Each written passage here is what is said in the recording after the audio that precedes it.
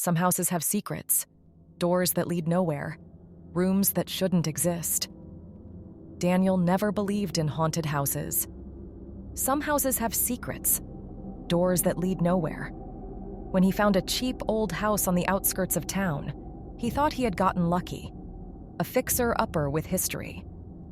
But something about the house felt off. The first night, he heard scratching sounds in the walls, soft at first, almost like mice. But then, the sounds grew louder. Knocking. Not random, not the pipes. A pattern.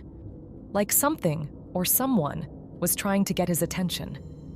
Then came the draft. A cold breeze seeping through the walls of his bedroom. But there were no windows, no vents, no explanation. One night, curiosity got the best of him. He pressed his ear against the wall, and something knocked back. His heart stopped. He told himself it was his imagination, that old houses made noises. But the next day, he couldn't ignore it.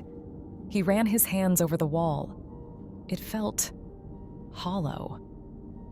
He grabbed a knife and peeled back the old faded wallpaper. And that's when he found it. A door. No handle, no keyhole. Just an old wooden door fused into the wall, like it was never meant to be opened. That night, he dreamt of the door. It stood there, waiting, breathing. The air in his dream was thick, heavy, suffocating. And from the darkness behind the door, he heard whispers. "You found us." Daniel woke up in a cold sweat. The door was open. His stomach dropped. The house was silent. But beyond the door, a pitch-black room, a place that shouldn't exist. A foul stench filled the air. Rot, damp wood, something old, something forgotten. His phone flashlight flickered as he stepped forward. The room was empty. Dust covered the floors, untouched for decades. Then he saw them. Figures, standing in the darkness, dozens of them.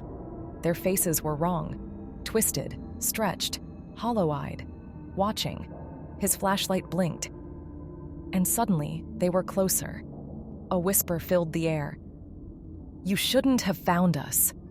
Daniel turned to run, but the door slammed shut. He banged on it, screamed for help, but his voice didn't carry. And then, the whispering grew louder. The figures started moving, and as they closed in, the light went out.